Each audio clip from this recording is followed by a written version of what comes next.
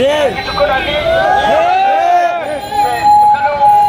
শিক্ষকদেরই তারা একটা অংশ যে প্রতিবন্ধী সমন্বয় পরিষদ, আপনারা যেমন সবচেয়ে একজন শিক্ষার্থীর ভিত রচনা করে দেন প্রাইমারি স্কুলের শিক্ষকরা, আজকে একজন সচিব হয়, আইজিপি হয়, সেনাপ্রধান হয়, এমপি হয়, মন্ত্রী হয়, সবার শিক্ষার প্রাথমিক লেভেলটা তো এই প্রাথমিক বিদ্যালয়ের শিক্ষকরাই।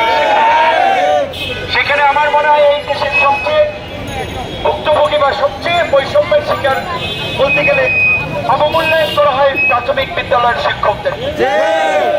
আমাদের এই তরুণ প্রজন্মের শিক্ষিত মানুষের চিন্তা ভাবনায় যে দল আমরা গড়ে তুলেছি গণ অধিকার পরিষদ, আমরা মনে করি এই দেশ এবং সমাজকে পরিবর্তন করার জন্য এই দেশের শিক্ষা ব্যবস্থাকে ঢেলে সাজাতে হবে।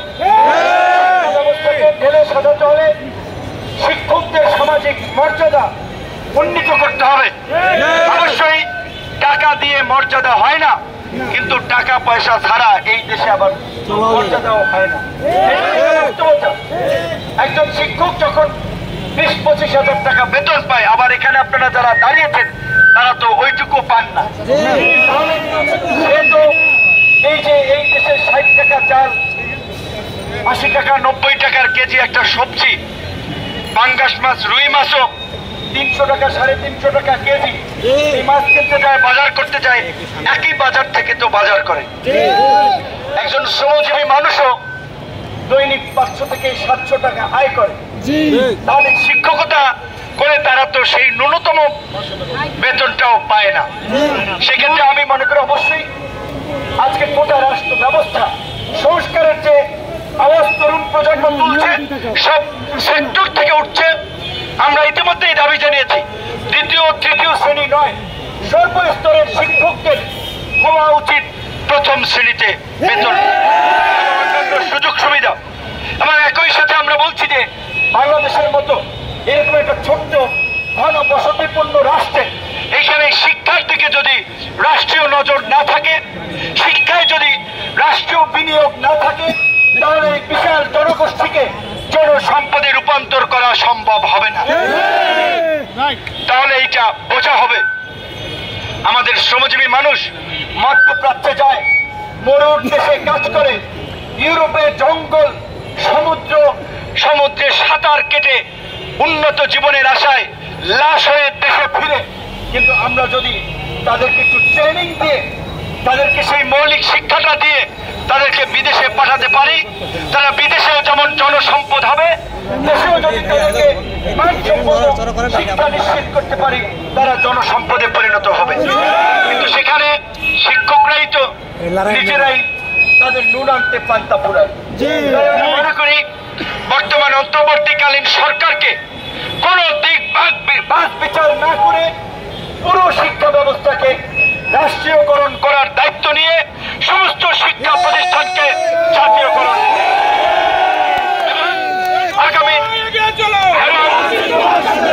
আমরা যে গণ অভ্যুত্থানের পরে নতুন বাংলাদেশের স্বপ্ন দেখছি, পরিবর্তনের কথা বলছি, সেই পরিবর্তনের হাতিয়ার হবে পুরো দেশের শিক্ষক সমাজ এবং শিক্ষা কাজে। সেক্ষেত্রে শিক্ষকদেরকে আগে তাদের উপযুক্ত সম্মানের সুযোগ সুবিধা নিশ্চিত করে বেসরকারি শিক্ষা প্রতিষ্ঠানকে এমপিভুক্ত করা থেকে শুরু করে জাতীয়করণ করার যে পদক্ষেপ, সেটি সরকারকে নিতে হবে।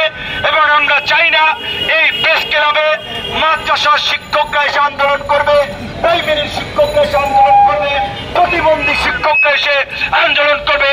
আমরা অনতিবিলম্বে সরকারের উচ্চ পর্যায়ের প্রতিনিধিদেরকে বলবো, এই প্রেস ক্লাব অবস্থানরত শিক্ষক সমাজের প্রতিনিধিদের সাথে বসে দ্রুত সময়ের মধ্যে আপনারা কার্যকর পদক্ষেপ নেন। আপনারা আশ্বাসের মূলা ঝুলাবেন না। সামনে রমজান আসতেছে, অনতিবিলম্বে তাদের দাবি সমূহ যৌক্তিক সমাধানের জন্য আপনারা এসে তাদের সাথে কথা বলুন। অন্যথায় আমরা গণ অধিকার পরিষদের পক্ষ থেকে অন্যান্য রাজনৈতিক দলের সাথেও আলাপ করে এই প্রেস ক্লাবের শিক্ষকদের সাথে আমরা অবস্থান কর্মসূচি আমরা বলতে চাই, আমরা পরিষ্কার করে বলতে চাই, আমাদের রক্তের উপরে পাড়া এইটা আমাদের কোনো রাজনৈতিক দাবি না, দেশের মানুষের মৌলিক দাবি, দেশের শিক্ষক সমাজের দাবি। কাজেই এই দাবি নিয়ে নয় ছয় চলবে না। প্রশাসনের যারা আছেন, আমরা তন্ত্রের লোকদেরকে বলি, লাল ফিতার দৌরত্ব সব জায়গায় দেখাবেন না। নিজেরা 6 মাসে এক একজনে 5-6 বার করে প্রমোশন নিয়ে গিয়েছেন, অবসরে গিয়েও সচিব হয়েছেন, অতিরিক্ত সচিব হয়েছেন, অনেকেই সমস্ত সুযোগ সুবিধা নিয়েছেন। আর শিক্ষকরা যারা আপনাদেরকে সচিব বানাইলো, এমপি মন্ত্রী বানাইলো, উপদেষ্টা বানাইলো, তারা প্রেস ক্লাবে ভিখারির মতো, বাবুকুরের মতো বসে থাকবে। এই সমস্ত ইচ্ছামি যদি আপনারা সহ্য করেন, আমরা সহ্য করব। আমরা স্বাভাবিকভাবে একটা উদীয়মান দল হিসেবে দেশ বিদেশের অনেক বিষয় এনগেজমেন্ট থাকি, কিন্তু আপনাদেরকে কথা দিয়ে যেতে পারি। আজকে এসেছি শুধু আপনাদের জন্য না, এইখানে যারা বসে আছেন সারা দেশের শিক্ষক সমাজের এই যৌক্তিক দাবি আদায়ের জন্য। যদি আমাদেরকে শেখ হাসিনার পতনের মতো আবার যদি কোনো সরকারের পতনের দায়িত্ব রাখতে নামতে আমরা তো সরকার পতনের আন্দোলন আর করতে চাই না। এটা আমাদের সরকার, আমরা বারবার বলছি, রক্ত দিয়ে জেল খেটে পরিবারকে বঞ্চিত করে নিজেদের জীবন বিসর্জন দিয়ে এই সরকার গঠন করে গেছেন। এই সরকার অন্যান্য রাজনৈতিক সরকারের মতো চাতুর সরকার হবেন, সেল চাতুরি করবেন, এটা আমরা প্রত্যাশা করি না। অনতি বিলম্বে দায়িত্বশীল নেতৃবৃন্দকে আমরা এই দাবি মেনে নেওয়ার আহ্বান জানাই। আমাদের জায়গা থেকে তাদের সাথে ফোনে আমরা কথা বলবো। দাবি দেওয়া না শুনলে পরবর্তীতে আপনারা যে কর্মসূচি দেবেন আপনাদের সাথে থাকবো। আল্লাহ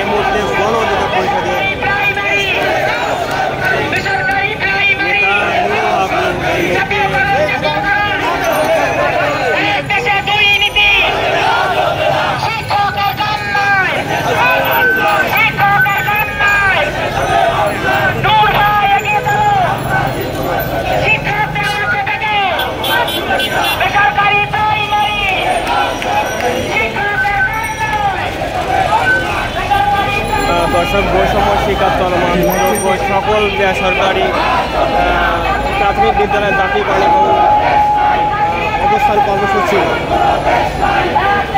বাংলাদেশে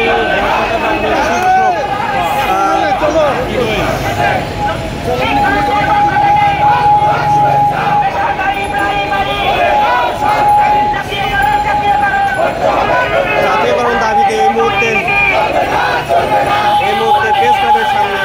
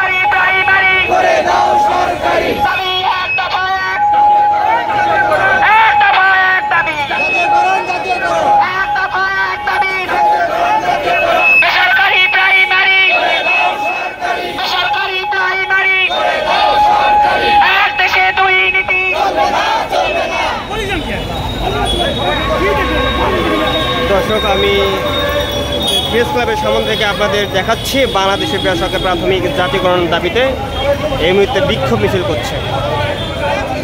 এর আগে গণ অধিকার পরিষদের নেতা ভিপি নূর কথা বলছেন।